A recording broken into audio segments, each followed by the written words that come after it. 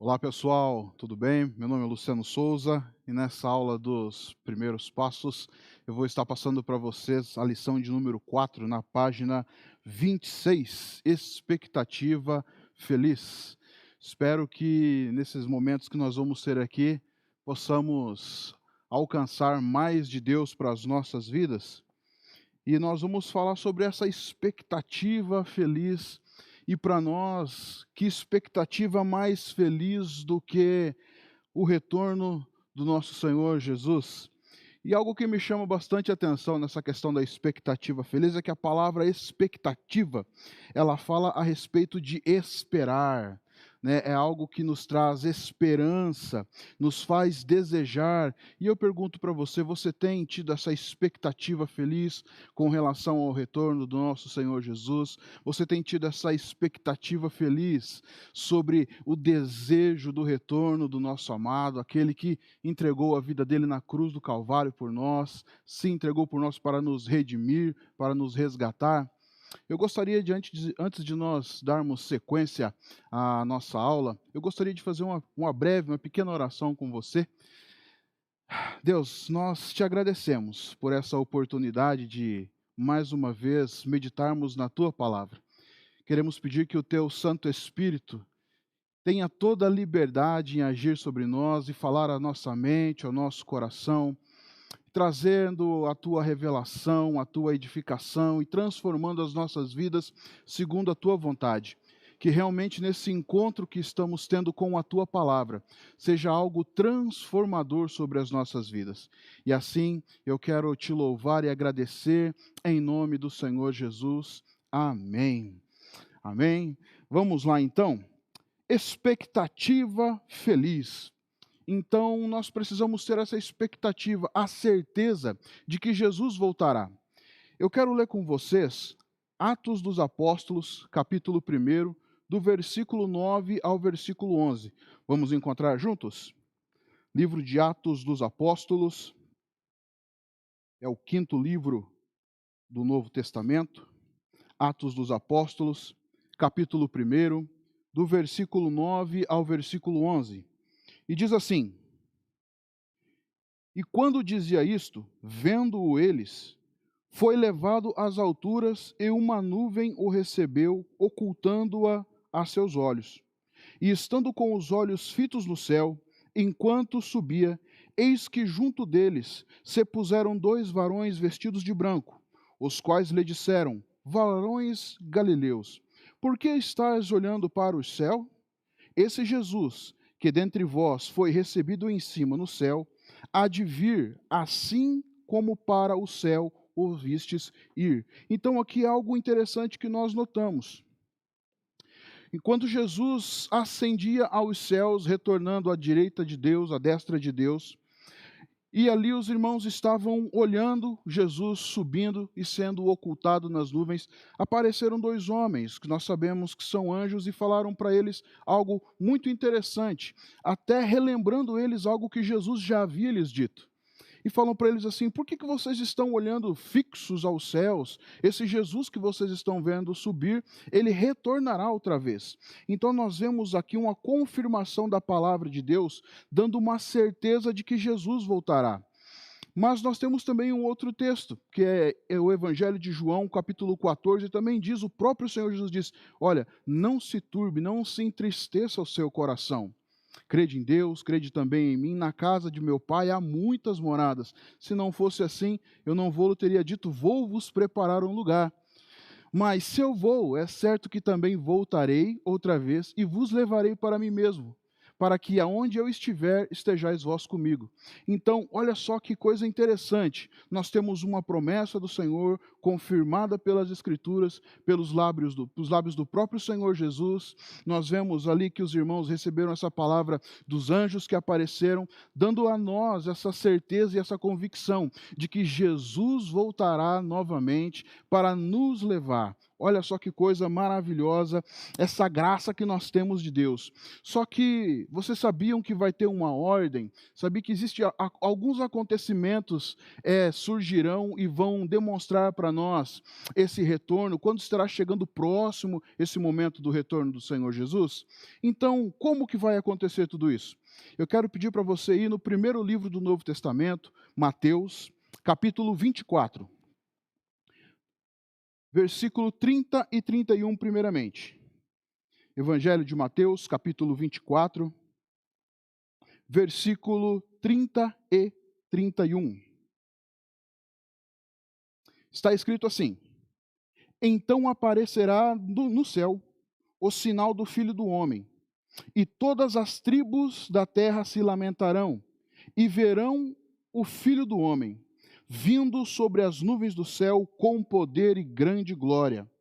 E ele enviará os seus anjos, como rijo clamor de trombeta, os quais ajuntarão os seus escolhidos, desde os quatro ventos, e de uma a outra extremidade do céu.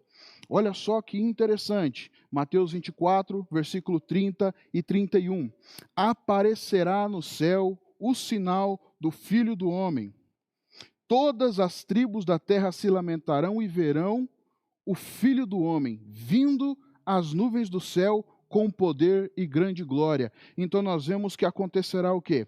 Terá um sinal do Filho do Homem, nós vemos que ele virá no céu e que todas as tribos verão e se lamentarão.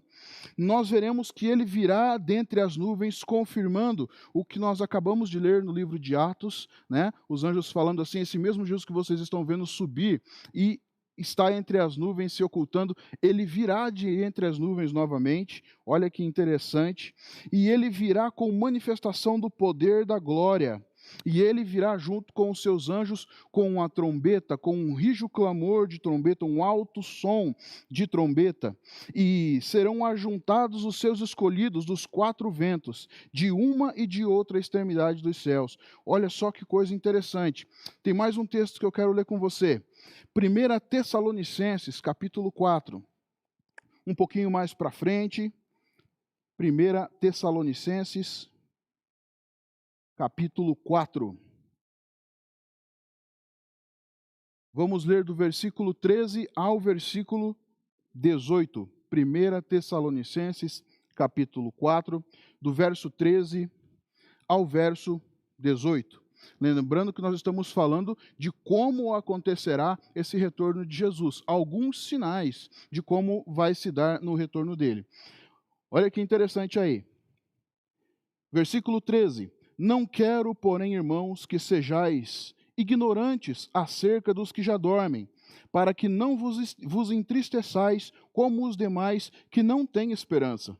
Porque se cremos que Jesus morreu e ressuscitou, assim também os que em Jesus dormem, Deus os tornará a trazer com ele. Olha que interessante. Dize-nos, pois, isto, pela palavra do Senhor, que nós, os que ficarmos vivos para a vinda do Senhor, não precederemos os que dormem. Porque o mesmo Senhor descerá do céu, com alarido e com voz de arcanjo, e com a trombeta de Deus. E os que morreram em Cristo ressuscitarão primeiro. Depois nós, os que ficarmos vivos, seremos arrebatados juntamente com eles nas nuvens, a encontrar-se com o Senhor nos ares. E assim estaremos sempre com o Senhor. Portanto, consolai-vos uns aos outros com estas palavras. Esse texto eu acho ele maravilhoso porque ele é um texto muito esclarecedor e ele confirma o que acabamos de ler nos textos anteriores. Olha só, não quero, porém, irmãos, que sejais ignorantes acerca dos que dormem, para que não vos entristeçais como os demais que não têm esperança. Então aqui ele estava trazendo até uma palavra de ânimo para os irmãos lá de Tessalônica, falando para eles ficarem tranquilos, ficarem esperançosos, porque aqueles irmãos que já haviam morrido, que estavam adormecidos no Senhor, na volta de Cristo haveria um encontro com eles novamente. Ele continua no versículo 14, porque se cremos que Jesus morreu e ressuscitou, assim também os que em Jesus dormem, Deus os tornará a a trazer com ele. Olha só, quando Jesus retornar, os nossos irmãos que já dormem, já descansam no Senhor, guardando a sua fé em Jesus, o Pai os trará de novo junto com Jesus. Então, na volta de Jesus haverá a ressurreição dos nossos irmãos que já descansam. Versículo 15. Dize-nos, pois, isto pela palavra do Senhor, que nós, os que ficarmos vivos para a vinda do Senhor, não precederemos os que dormem. Então aqui tem uma pequena ordem. Os mortos ressuscitarão primeiro, certo? Então haverá essa questão na vinda de Jesus, a ressurreição dos irmãos que já dormem em Cristo. Depois haverá a nossa transformação. Versículo 16. Porque o mesmo Senhor, ele descerá do céu com um alarido e com voz de arcanjo, e com trombeta de Deus, e os que morreram em Cristo ressuscitarão primeiro. Depois, os que ficarmos vivos, seremos arrebatados juntamente com eles nas nuvens, a encontrar-se com o Senhor nos ares, e assim estaremos para sempre com o Senhor. Aqui eu vejo algumas coisas bem interessantes, seguindo esse nosso raciocínio, porque ele fala também a confirmação do alarido, o som das trombetas. Haverá esse toque das trombetas nos céus, e o Senhor descerá juntamente com os seus anjos, a trombeta de Deus soará, e nesse momento, no soar da trombeta, os mortos vão ressuscitar na descida, na vinda de Jesus, e aqueles irmãos que estiverem vivos no momento do retorno do Senhor Jesus, esses irmãos serão arrebatados, serão tomados e levados aos ares para se encontrar com o Senhor. Para que tudo isso? Versículo 18. Final do versículo 17, para se encontrar com o Senhor, e assim estaremos para sempre com Ele. E o versículo 18, portanto, consolai-vos, consolem-se uns aos outros com estas palavras. Quando nós falamos dessa expectativa feliz, não é somente essa questão de nós nutrirmos no coração essa esperança, esse desejo pelo retorno de Jesus, mas também pelo fato de que nós podemos chegar hoje, nos aproximar das pessoas que estão à nossa volta, e muitas vezes estão angustiadas, estão desesperadas, sem uma perspectiva do amanhã, deixando muitas vezes ser envolvidas pelas coisas que estão acontecendo à volta delas, as angústias, e nós podemos animar elas com essa palavra. Versículo 18 diz, portanto, consolai-vos uns aos outros com essas palavras. Nós podemos nos consolar sabendo que chegará um momento onde nós estaremos no encontro com o Senhor, nós estaremos junto com o nosso Senhor. Todas essas coisas que estamos passando, até mesmo na atualidade, todas essas coisas não terão mais importância, não nos afetarão. Mais um motivo pelo qual nós podemos estar esperançosos, cheios de expectativa sobre o retorno do nosso Senhor. Estaremos com Ele, estaremos com os nossos irmãos na fé que já estão descansando no Senhor, mas tem mais. Eu gostaria que você abrisse em 1 Coríntios capítulo 15. 1 aos Coríntios, primeira carta de Paulo à igreja de Corinto, né? Capítulo 15, 1 Coríntios capítulo 15, versículos 51 e 52.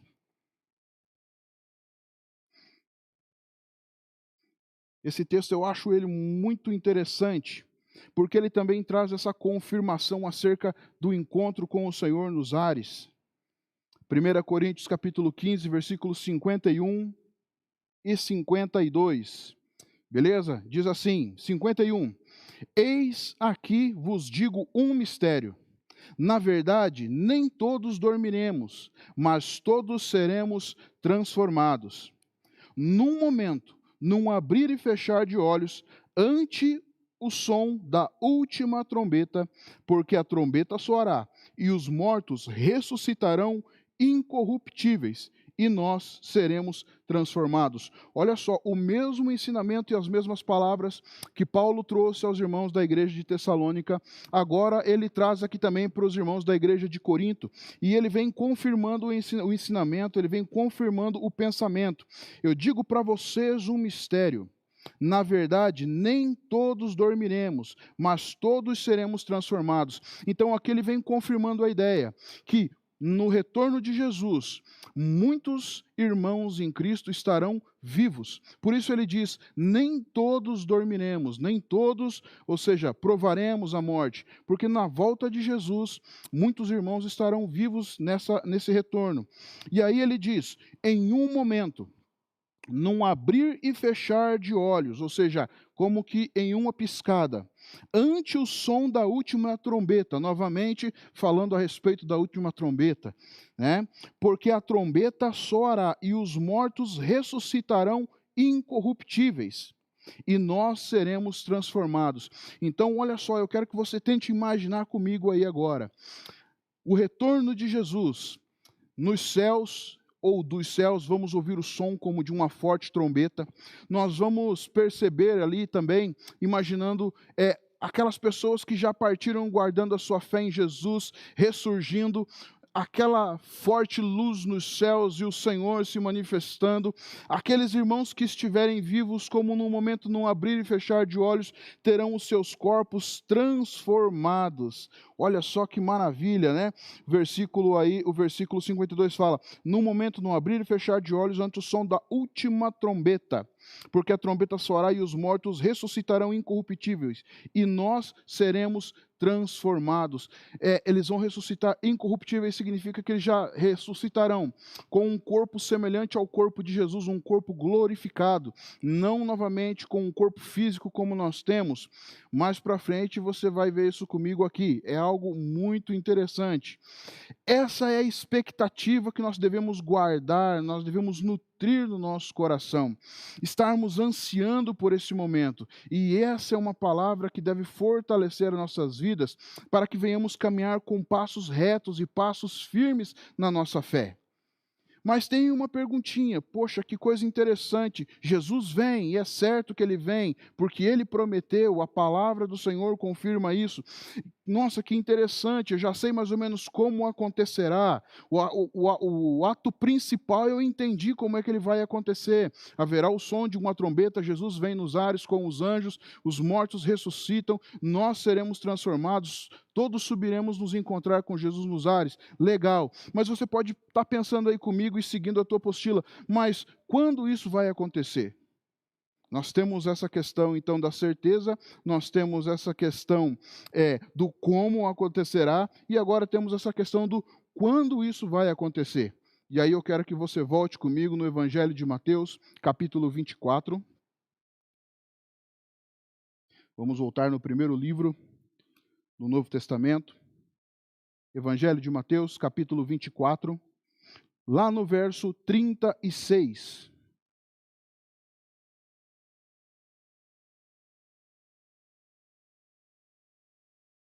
Certo?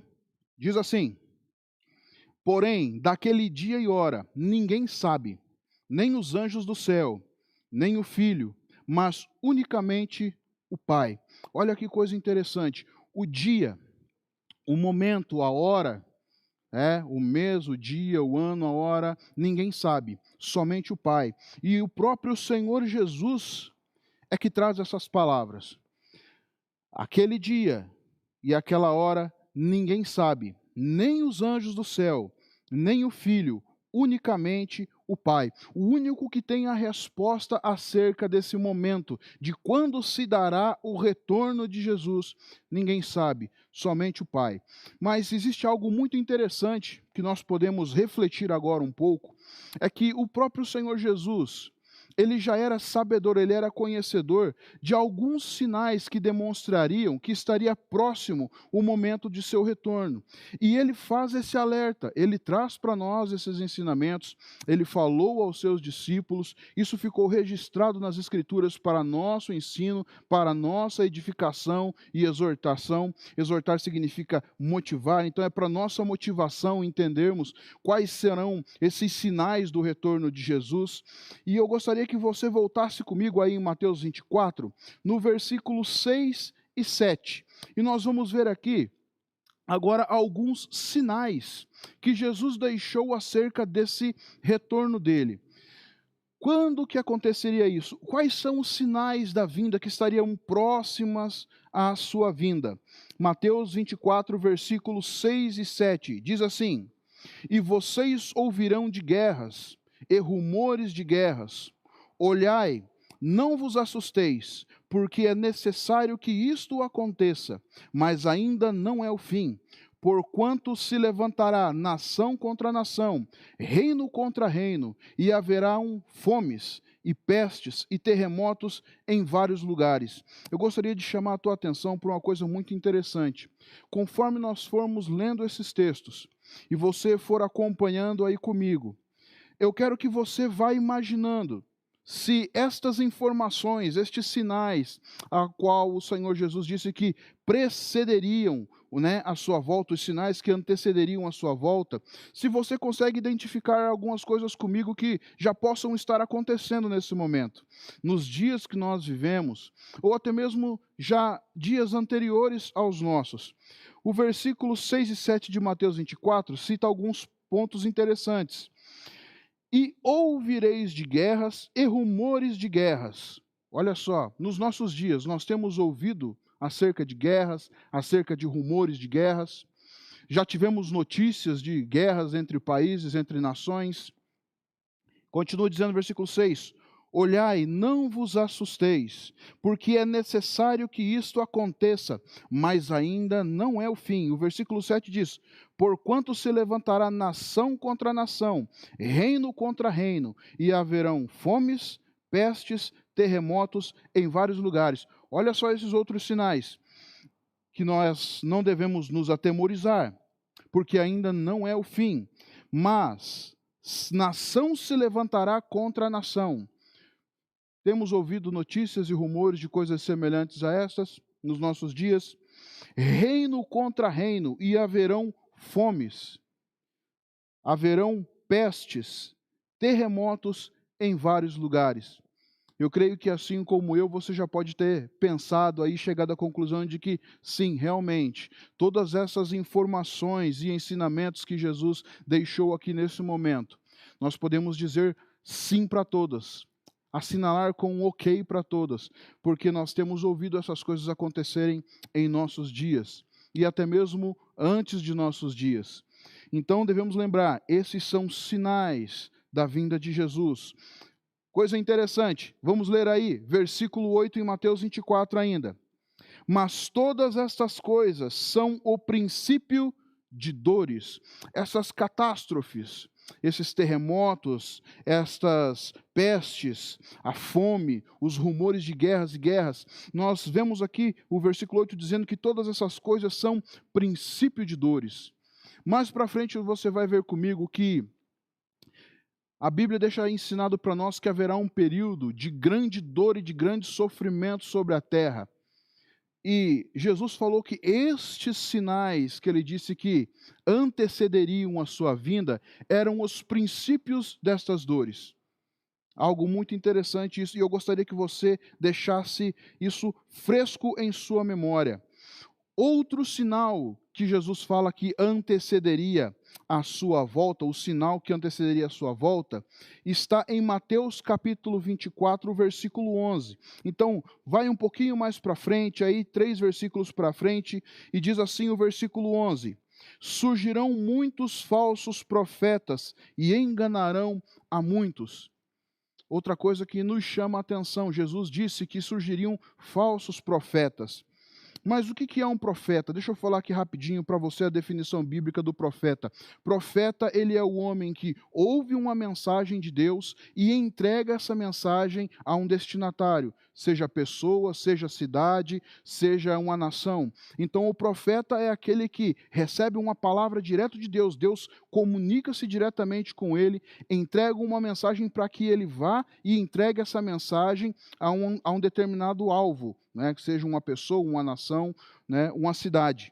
Então ele diz que surgiriam falsos profetas, homens que se levantariam dizendo que são enviados da parte de Deus e que têm mensagens da parte de Deus para nós. Só que esses homens não são verdadeiros e eles viriam e enganariam a muitos.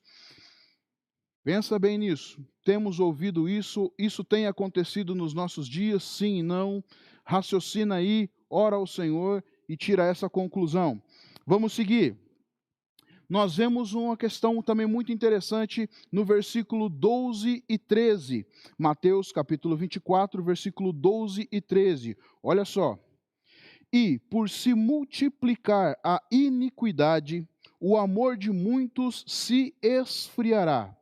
Mas aquele que perseverar até o fim, esse será salvo. Nós vemos aqui Jesus falando que haveria um crescimento da iniquidade no meio do ser humano, que haveria um crescimento da depravação moral, né? Isso seria crescente. E olha só, ele chama a atenção que isso vai fazer com que o amor de muitas pessoas se esfrie. A palavra iniquidade, ela significa maldade, né? E nós temos visto, infelizmente, que nos nossos dias o ser humano tem se tornado cada vez mais mal pela ausência da pessoa de Deus, pela ausência da fé em Jesus. Isso tem feito com que o ser humano tenha se afastado e venha se afastando cada vez mais do plano e do alvo que Deus tem para o homem, que é tornar o homem à semelhança de Jesus. Quanto mais longe nós estamos de Deus, mais longe nós estamos da luz, mais longe nós estamos do máximo que Deus quer de nós, que é nos deixar à semelhança de seu Filho Jesus. E isso, essa iniquidade vai fazer com que o amor de muitas pessoas acabe se esfriando. Mas aí Jesus fala, mas aquele que perseverar até o fim, esse será salvo. E perseverar no quê? Perseverar na fé, perseverar em Deus, perseverar nessa caminhada. O que me traz à memória as palavras de Paulo: eu lutei o bom combate, eu completei a carreira e eu guardei a fé. Essa é a nossa expectativa. A expectativa que Deus tem sobre nós é que aqueles que já conhecem a Jesus, aqueles que aceitaram essa caminhada e estão nesses primeiros passos com Ele, se fortaleçam nessa caminhada e perseverem até o final. E esses que perseverarem até o final serão salvos. Eu quero dar uma lida com você também em um outro texto. Vai falar aí mais sobre essa questão e vai nos esclarecer mais algumas coisas. Eu gostaria que você abrisse a sua Bíblia em 1 Timóteo capítulo 3, do versículo 1 ao versículo 5. 1 Timóteo, perdão, 2 Timóteo, tá? 2 Timóteo, perdão. 2 Timóteo, capítulo 3, do verso 1 ao verso 5. Enquanto você encontra, eu vou tomar mais uma aguinha.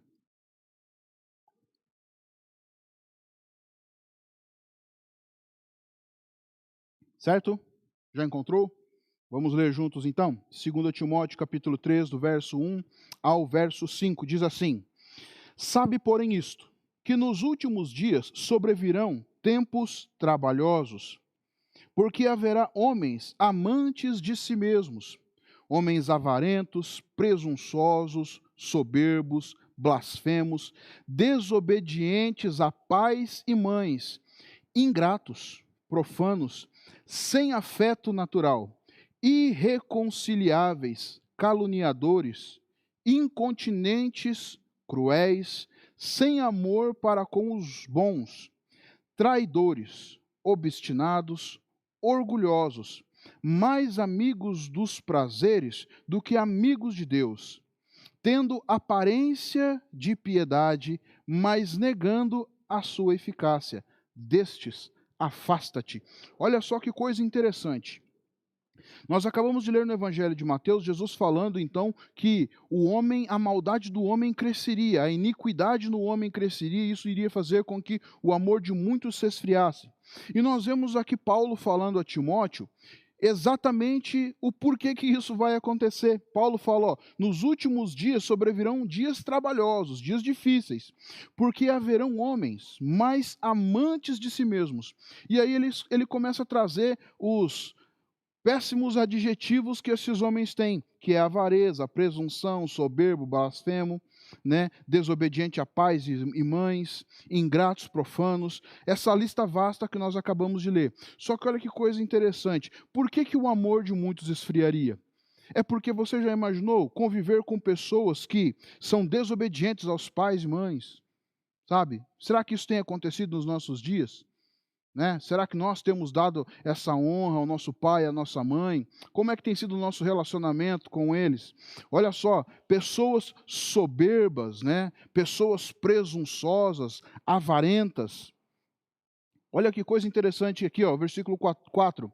Pessoas traidoras, né? Traidores, orgulhosos e mais amigos de prazeres do que amigos de Deus.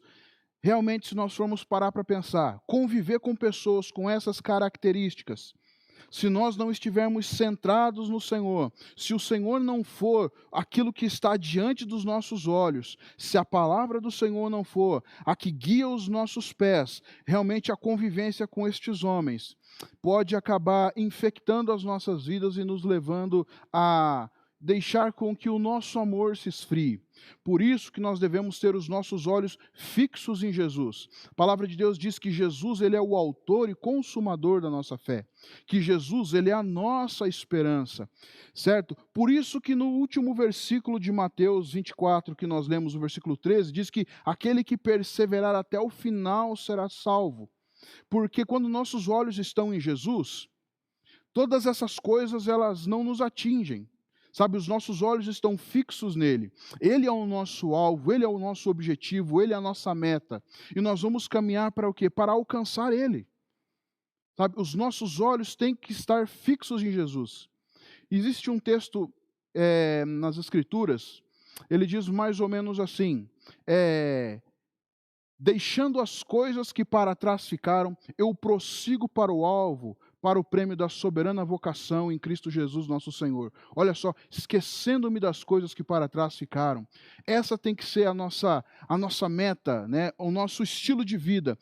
Olhos em Jesus, seguindo para frente, seguindo adiante sempre, não deixando que essas coisas nos esmoreçam, nos afetem. Vamos continuar ali, os sinais a respeito da vinda de Jesus. Então, essa questão da depravação, da iniquidade crescente, o amor que vai acabar se esfriando por causa de homens maus. Nossa dica no Senhor Jesus, né? E do Senhor Jesus para nós, é que venhamos o que? Conservar os nossos olhos fixos nele, perseverar, porque assim seremos salvos. Vamos voltar no Evangelho de Mateus, capítulo 24. Temos ali mais um sinal que Jesus deixou dito para nós. Evangelho de Mateus, capítulo 24, dessa vez vamos ler o versículo 14.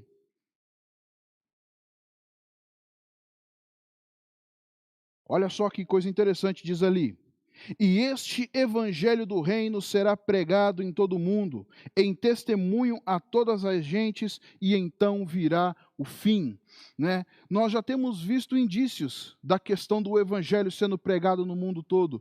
Nós vemos hoje, principalmente através das mídias sociais, através dessas plataformas, como nós temos essa facilidade, essa bênção, né, provida por Deus para podermos levar o evangelho aos quatro cantos do planeta. E nós vemos que aqui Jesus está falando que o evangelho do reino, esse evangelho acerca da volta dele, do retorno dele, da tomada da igreja para morar com ele nos céus, de que ele é Senhor e de que ele reina, esse evangelho seria levado a todas as nações, a todas as gentes, e então viria o fim. Então esse é mais um sinal aí, nós vemos o quinto sinal, né, o evangelho sendo pregado a todo o mundo, como mais um dos sinais da vinda de Jesus.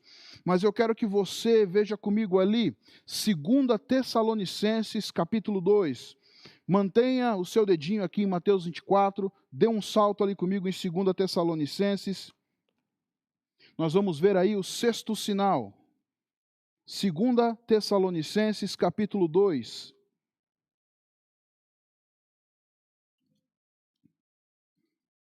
Segunda Tessalonicenses, capítulo 2, versículos 3 e 4.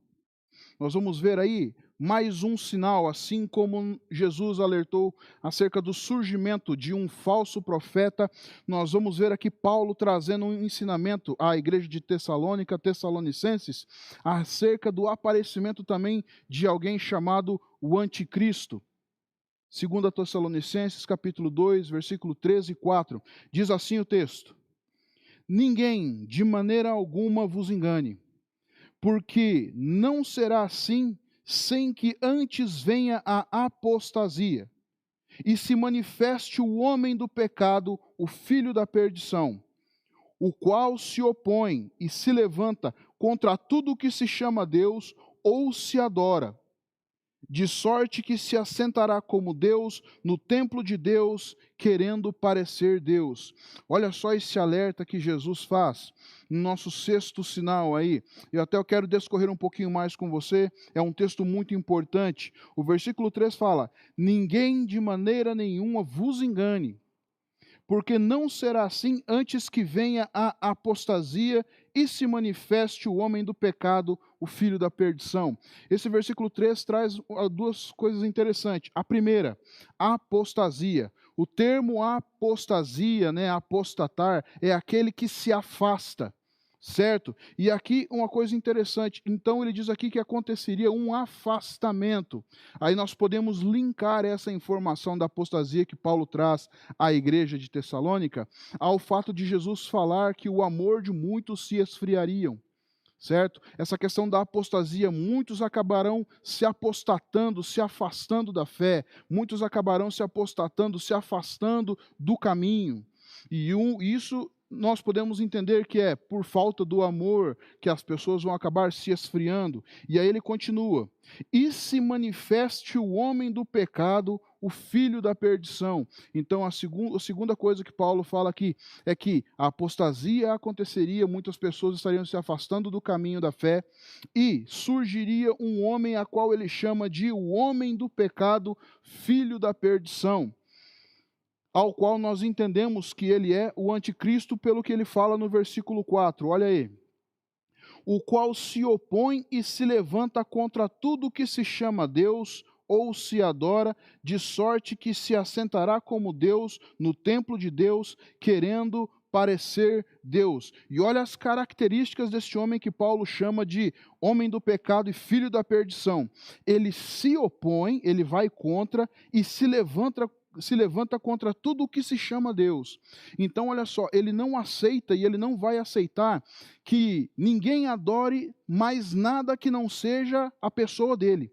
Ele se opõe e se levanta contra tudo o que se chama Deus. Ou seja, tudo aquilo que se adora, de sorte que ele se assentará como Deus, no templo de Deus, querendo parecer Deus. Então, este homem que nós aqui entendemos que é o anticristo, ele vai se opor contra tudo aquilo que é adorado, porque ele vai desejar toda a adoração para ele.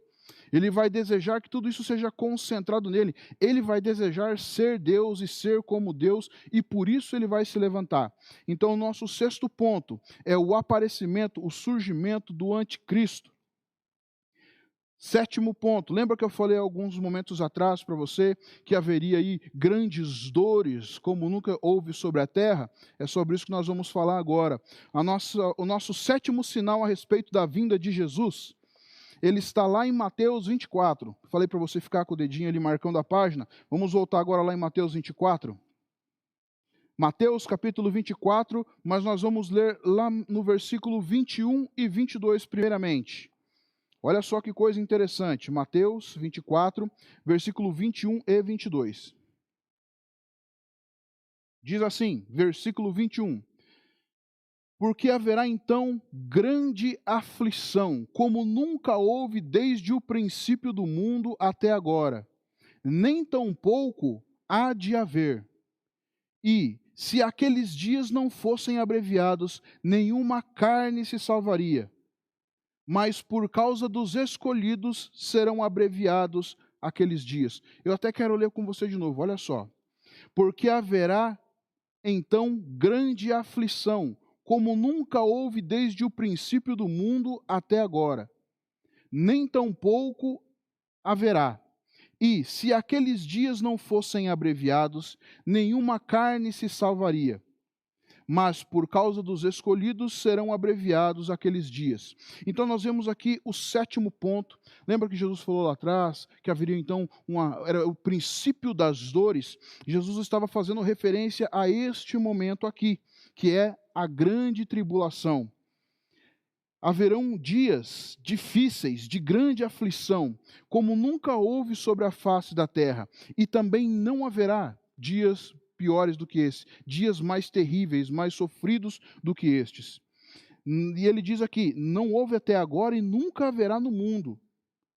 E aqueles dias serão abreviados, mas serão abreviados por causa dos escolhidos, os servos do Senhor, porque senão nem eles poderiam alcançar esse livramento. Olha só que coisa interessante. Dá um pulo comigo em Apocalipse. É o último livro do Novo Testamento. Livro de Apocalipse, capítulo 16.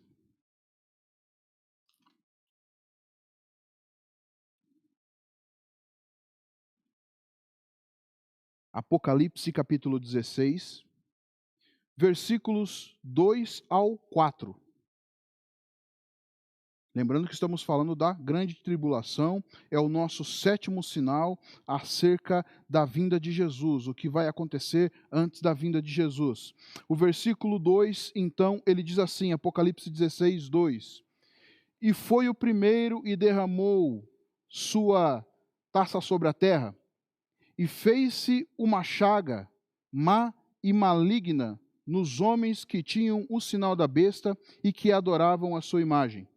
E o segundo anjo derramou a sua taça no mar, que se tornou em sangue como de um morto, e morreu no mar toda a alma vivente. 4. E o terceiro anjo derramou a sua taça nos rios e nas fontes das águas, e se tornaram em sangue. Olha só, vamos ver aí, versículo 8 a 11, o mesmo capítulo, Apocalipse 16, do verso 8 ao 11, diz assim: E o quarto anjo derramou a sua taça sobre o sol, e foi-lhe permitido que abrasasse os homens com fogo. E os homens foram abrasados com grandes calores, e blasfemaram o nome de Deus, que tem poder sobre estas pragas, e não se arrependeram para lhe darem glória. E o quinto anjo derramou a sua taça sobre o trono da besta, e o seu reino se fez tenebroso, e eles mordiam as suas línguas de dor. E por causa das suas dores e por causa das suas chagas, blasfemavam do Deus do céu e não se arrependiam de suas obras. Olha só que coisa terrível. Vamos continuar. Só esclarecendo esses textos, eles estão falando acerca de acontecimentos que irão surgir no momento da grande tribulação. Então aqui é o juízo de Deus vindo sobre a vida daqueles que não aceitaram o sacrifício de Jesus, não reconheceram ele como filho de Deus. E aqui nós vemos situações que vão acontecer antecedendo o momento da volta de Jesus. Aqui Jesus ainda não retornou. Isso aqui são sinais que acontecerão antes da vinda de Jesus. Olha só que coisa terrível. Vamos ver aí, Apocalipse. Eu quero ler com vocês aí o versículo, capítulo 9, volta aí alguns capítulos para trás. Capítulo 9, do versículo 1 ao versículo 6. Vai falar sobre a questão da trombeta também aí. Apocalipse capítulo 9, do versículo 1 ao versículo 6. Diz assim: E o quinto anjo tocou a trombeta, e viu uma estrela que do céu caiu na terra, e foi-lhe dada a chave do poço do abismo, e abriu o poço do abismo, e subiu fumaça do poço, fumaça como de uma grande fornalha. E com a fumaça do poço escureceu-se o sol e o ar. E da fumaça vieram gafanhotos sobre a terra, e foi-lhes dado poder, como o poder que tem os escorpiões da terra. E foi-lhes dito que não fizessem dano à erva da terra, nem a um tipo de verdura, nem a árvore alguma, mas somente aos homens que não têm nas suas testas o sinal de Deus. E foi-lhes permitido que os matassem, mas que não os matassem, mas que por 5 meses os atormentassem. E o seu tormento era semelhante ao tormento do escorpião, quando fere o homem. E naqueles dias os homens buscarão a morte e não acharão, e desejarão morrer, e a morte fugirá deles. Então nós vemos aqui um quadro que, se nós pararmos para pensar, causa medo, né? Causa terror, causa espanto. Saber que situações como essas acontecerão sobre a face da terra e antecederão a vinda de Jesus. Esse juízo de Deus sobre a vida daqueles que não estão com as suas vidas entregues e consagradas ao Senhor. Esse juízo vem sobre essas pessoas e nós devemos estar atentos, né? Por isso que Jesus fala: mas aquele que perseverar até o final, esse será salvo. Enquanto nós estivermos com a vida diante do trono do Senhor, no caminho, entregues ao Senhor, nós estamos livres de qualquer ameaça de passar por algo dessa situação conosco. Porque nós temos em nós a marca do Senhor, o sangue de Cristo sobre as nossas vidas. Então, olha só nessa descrição da grande tribulação, que coisas terríveis acontecerão sobre a terra. E isso tudo vai acontecer antecedendo a vinda de Jesus. Vamos para um oitavo sinal. E Apocalipse, capítulo 13, versículo 16 ao 18. Mesmo livro de Apocalipse, capítulo 13, do verso 16 ao verso 18. A instituição da marca da besta é algo que vai acontecer aí também, é mais um sinal que antecede a vinda de Jesus. O versículo 16 de Apocalipse 13 diz: e ele faz que a todos, pequenos e grandes, ricos e pobres, livres e servos, lhes seja posto um sinal na mão direita ou nas testas, para que ninguém possa comprar ou vender, senão aquele que tiver o sinal, ou o nome da besta, ou o número do seu nome. Aqui há sabedoria. Aquele que tem entendimento, calcule o número da besta, porque é um número de homem, e o seu número é 666. Olha só que coisa interessante. Então nós vemos aqui que, nesse momento, a besta que se levantou, ela vai marcar os homens, ela vai marcar aqueles que são de sua propriedade, aqueles que se submetem ao seu caminho, à sua vontade.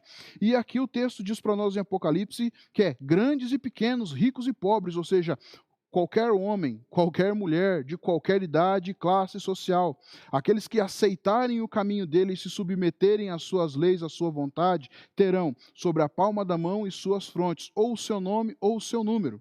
Então, na verdade, aqui é um alerta. Eu não quero entrar no mérito com vocês de falar a respeito propriamente da marca, o que é, quem que é, como funciona, porque, na verdade, o grande objetivo é nós entendermos que aquele que não pertence ao Senhor e não tem sobre si a marca do sangue de Cristo, inevitavelmente, ele tem outra marca sobre sua vida. Nós acabamos de ler sobre ela. Portanto, devemos buscar a cada instante renovar com o Senhor essa nossa aliança que nós temos com Ele no sangue do Cordeiro que tira o pecado do mundo, que é Jesus. Sabe? E devemos também estar atentos a lutar, a compartilhar o Evangelho com aqueles que ainda não têm sobre si o senhorio de Jesus, para que eles também venham ter a oportunidade de conhecer a maravilha que é servir ao nosso Senhor e ter a marca da aliança com Ele, certo? Aí, depois dessa questão dos sinais da vinda de Jesus, nós temos outros detalhes, se encaminhando aí quase para o final da nossa lição, ainda na página 26. Últimos acontecimentos. Quais são as últimas coisas que acontecerão? Nós vemos aí que após a vinda de Jesus, aqui nós vamos ver alguns acontecimentos que acontecerão após a vinda de Jesus, nós vemos o primeiro deles, que é o milênio. E eu gostaria de ler com vocês Apocalipse capítulo 20, versículo 1 ao versículo 6. Apocalipse capítulo 20, do versículo 1 ao versículo 6. Últimos acontecimentos, o milênio. Diz assim, Apocalipse, capítulo 20, do verso 1 em diante. E vi descer do céu um anjo que tinha a chave do abismo e uma grande cadeia na sua mão. Ele prendeu o dragão, a antiga serpente, que é o diabo e Satanás, e amarrou-o por 1000 anos, e o lançou no abismo e ali o encerrou. e pôs um selo sobre ele para que não mais enganasse as nações, até que os 1000 anos se acabem. E depois importa que ele seja solto por um pouco de tempo. E vi tronos, e assentado sobre eles, e foi-lhes dado o poder de julgar. E vi almas daqueles que foram degolados pelo testemunho de Jesus e pela palavra de Deus, e que não adoraram a besta nem a sua imagem, e não receberam o sinal em suas testas nem em suas mãos, e viveram e reinaram com Cristo durante 1000 anos. Mas os outros mortos não sobreviveram, até que os 1000 anos se acabassem. Esta é a primeira ressurreição. Bem-aventurado o santo, bem-aventurado e santo, aquele que tem parte na primeira ressurreição. Sobre estes não tem poder a segunda morte, mas serão sacerdotes de Deus e de Cristo, e reinarão com ele 1000 anos. Então, essa questão do milênio ela é muito fácil de ser compreendida pelo seguinte: nós vemos que Satanás será preso, e nós vemos que durante esses 1000 anos, né, ele preso não terá mais poder sobre a terra, certo?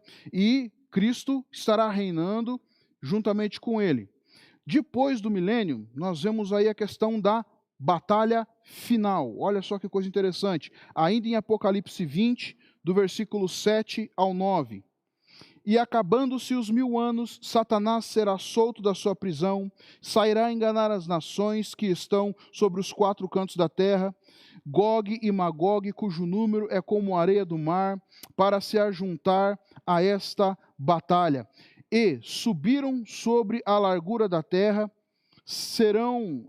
cercaram o arraial dos santos e a cidade amada, mas desceu fogo do céu e os devorou. Então nós vemos a questão da batalha final, aonde teremos as pessoas se levantando, sairá a enganar, Satanás sairá, enganará as nações, tentará enganar, alguns ele vai conseguir enganar, e quando eles vão se reunir e vão se juntar contra o povo de Deus, eles vão se levantar numa batalha, vão cercar o povo de Deus, mas eles não vão prevalecer. Versículo 9 diz que quando eles estiverem ali, todos em volta, vai vir como que fogo do céu e vai devorar a todos eles.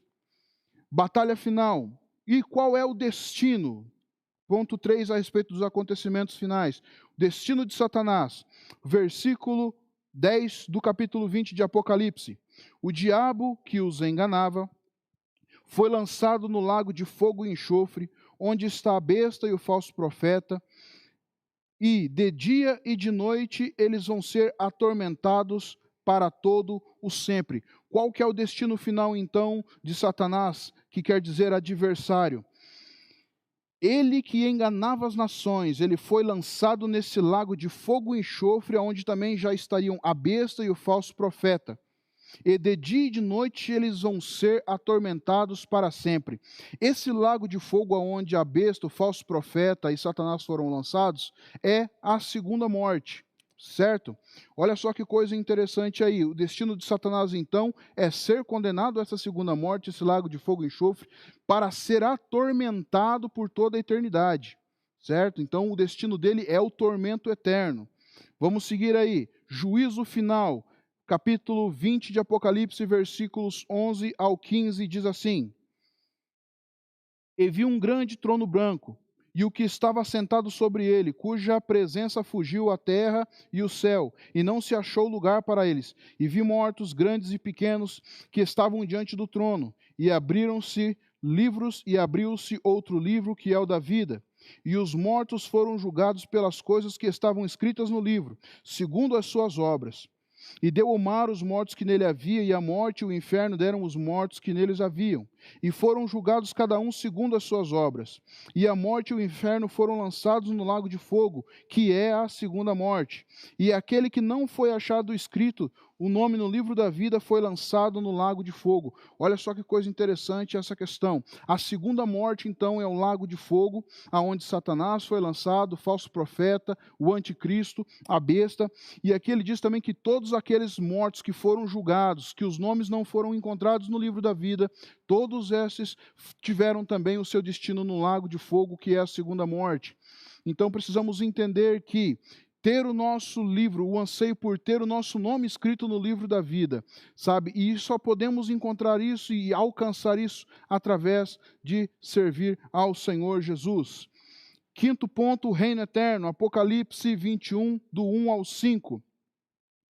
Esse livro vai falar acerca do novos céus e da nova terra em Cristo Jesus. E é um texto que eu acho maravilhoso no livro de Apocalipse. Diz assim o versículo 1 de Apocalipse 21. E vi um novo céu e uma nova terra, porque já o primeiro céu e a primeira terra haviam passado e o mar já não existe. E eu, João, vi a santa cidade, a nova Jerusalém, que de Deus descia do céu, preparada como uma esposa ataviada para o seu marido. E ouvi uma grande voz do céu que dizia: Eis o tabernáculo de Deus com os homens, pois com eles ele habitará, e eles serão o seu povo, e Deus mesmo habitará com eles e será o seu Deus. E Deus limpará dos olhos toda lágrima, e não haverá mais morte, nem pranto, nem clamor, nem dor, porque já as primeiras coisas foram passadas. E o que estava sentado sobre o trono disse: Eis que faço novas todas as coisas. E disse-me: Escreve, porque estas palavras são verdadeiras e fiéis. Gente, olha só que palavra e que promessa maravilhosa. O Senhor enxugará dos nossos olhos todas as lágrimas. E a nossa parte em tudo isso é perseverar. Cabe a nós perseverar nesse caminho, como nós lemos em Mateus 24. Aquele que perseverar até o final será salvo. Eu quero ler para você Hebreus, se você puder voltar um pouquinho antes. Hebreus capítulo 10, versículos 23 ao 27. Nossa parte em tudo isso é perseverar. Diz assim o texto: retenhamos firmes a confissão da nossa esperança, porque é fiel aquele que prometeu. E consideremo-nos uns aos outros, para nos estimularmos ao amor e às boas obras, não deixando a nossa congregação, como é o costume de alguns. Antes, admoestemo-nos uns aos outros, e tanto mais quanto vedes que se vai se aproximando aquele dia. Porque se pecarmos voluntariamente, depois de termos recebido o conhecimento da verdade, já não resta mais sacrifício pelos pecados, mas uma certa expectação horrível de juízo e ardor de fogo, que há de devorar os adversários. Olha só que texto é esse. A nossa obrigação, o que compete a nós, é perseverar. O texto diz que nós temos que tomar e manter firmes, reter a nossa confissão e a nossa esperança, porque é fiel o que prometeu. E ele disse: eu voltarei outra vez para vocês e os levarei para mim mesmo. Gente, essa aula é maravilhosa e tem como você se aprofundar. Sabe, nós temos outros módulos depois dos primeiros passos. Você pode crescer nisso. Eu tenho certeza que isso aqui jogou um salzinho em você e você vai cada vez mais desejar alcançar mais entendimento e se aprofundar mais na palavra de Deus. No resumo da nossa aula, então, nós vimos o quê? Que Jesus voltará à terra para completar o seu plano. O dia, a data e a hora do retorno de Jesus ninguém sabe, somente o Pai sabe. Jesus nos deu vários sinais da sua volta, entre eles as guerras, as fomes, as pestes, problemas morais e sociais. Quando Jesus voltar, terá o início ao que nós chamamos de fim dos tempos, e nessa época acontecerão grandes e espetaculares situações, como o fim de Satanás e o final da morte.